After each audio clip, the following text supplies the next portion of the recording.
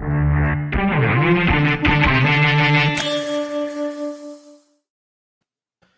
2 of the NFL Draft is in the books. For Buckeyes Now on Sports Illustrated, I'm Brendan Gulick along with Andrew Lind. 5 more Ohio State Buckeyes picked tonight in the NFL Draft after Justin Fields was a lonely Buckeye last night, the only one to be picked in the first round. A bit unusual considering the multi-selections Ohio State has had in the first round over the last 5 years.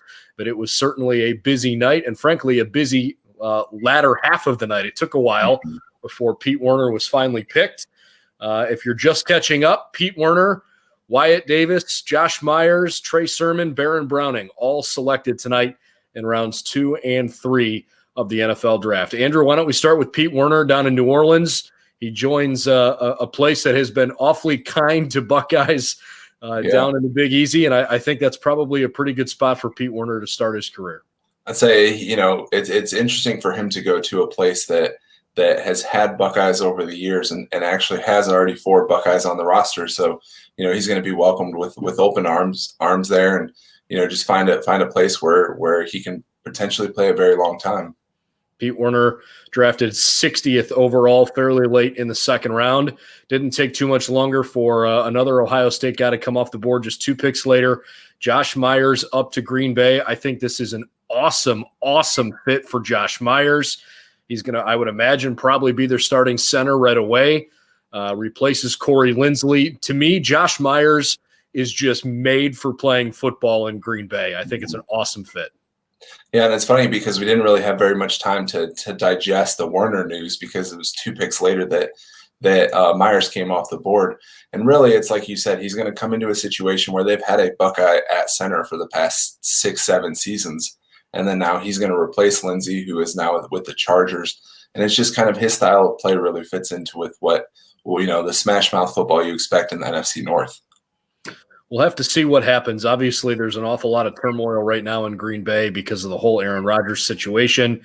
He says he wants out. The team says we're not going to trade him. I don't know how that's going to shake out. He's under contract for, frankly, an insane amount of money the next 3 years. So I think it'd be awfully hard for him to be moved because Green Bay, I think, would ask for an awfully steep price in return. Perhaps Josh Myers will have a chance to play for the reigning NFL MVP. Maybe not, but he might. And considering the passion in that football town and Josh's leadership and his toughness, I love that fit. I think it's going to be awesome to follow him. Definitely. And then with Josh, and then they also drafted Amari Rodgers from Clemson as well. So, it seems like they're really trying to finally put somebody around Aaron Rodgers up there in Green Bay, and maybe that might entice him. Just those 2 picks alone might entice him to say, hey, you know what? I see your plan for the future. Maybe I actually do want to be here. Well, it turns out the Ohio State invasion into the NFC North is not limited to just the Bears and the Packers because Wyatt Davis is a Minnesota Viking. It's another really interesting fit and one that I think Wyatt will probably thrive in. Yeah, absolutely. And I actually said on Twitter earlier today, I was kind of hoping that he went to the Packers because of, his grandfather, his late grandfather playing there and being a very, very successful player for almost a decade. But, for him to go to Minnesota, it's a very similar situation as to what Josh Myers is in. And, he's obviously going to be in a place where they like to run the football. It's going to be cold outside and, run the ball right behind Wyatt. I was interested to see that Davis fell a little bit further than I expected. And again, I don't want to speculate about the nature of injuries. Obviously, his knee was not great by season's end. He got banged up quite a bit. I believe 3 of the last 4 games, he at least came out for a short stint. And certainly the national championship game is one of the more memorable moments there where he had a tough time. But I mean, to be a guy where he was the only active player in the Big Ten that was selected to the Big Ten Network's all-decade team last year, and frankly, I thought that was a worthy selection. He utterly dominated competition during his time in Columbus. I was just a little surprised to see him slip down the board. I think the Vikings got some pretty good value for him. Absolutely, and like you said, not only was he an all-decade player, but he was also a unanimous All-American this past year. So it's not as if he just had a terrible year. So it makes you wonder, like, what are these teams seeing that they're going to say, okay, well, maybe the injuries do play a role, but do you really think that somebody who a year ago was being graded as a potential late first round, early second round talent, then slides to the middle of the third round.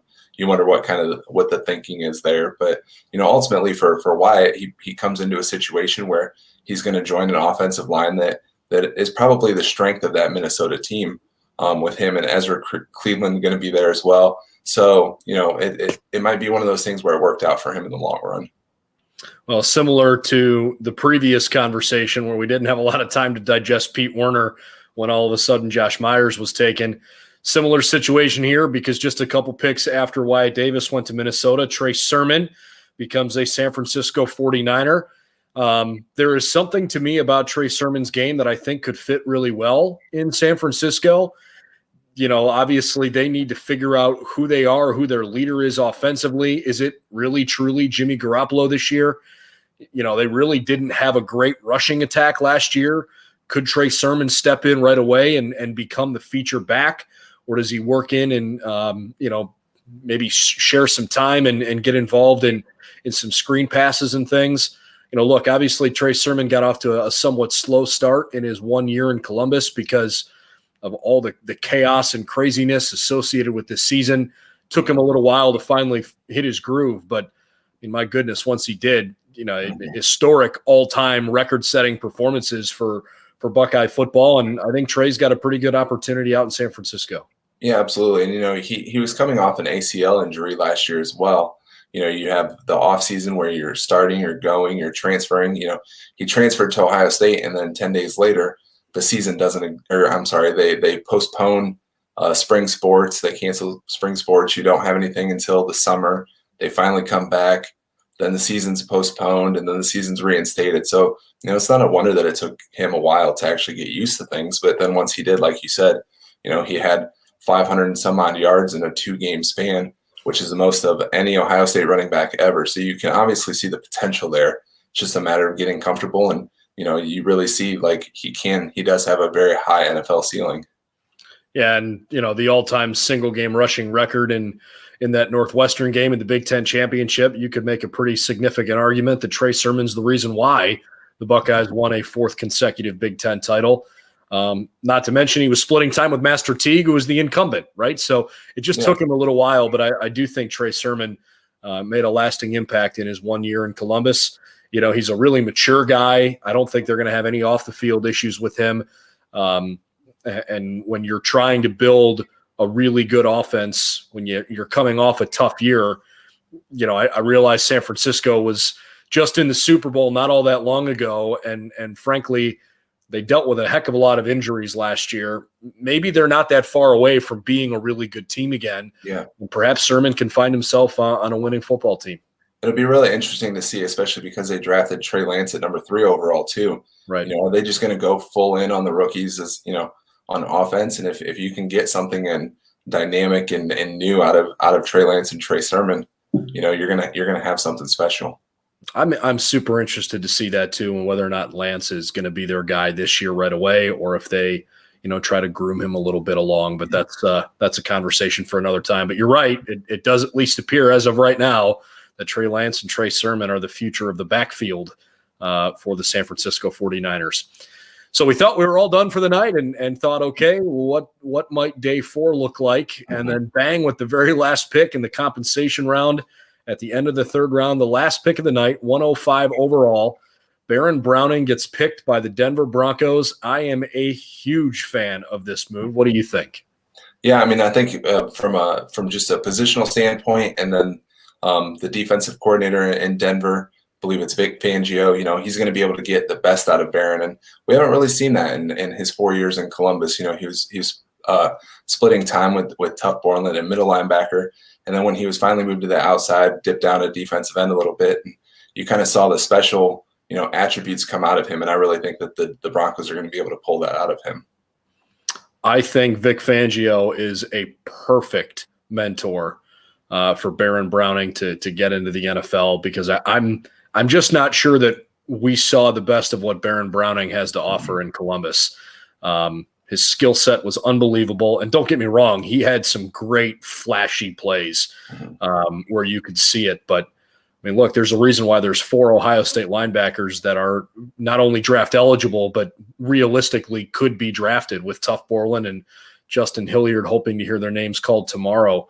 I love Baron Browning's athleticism.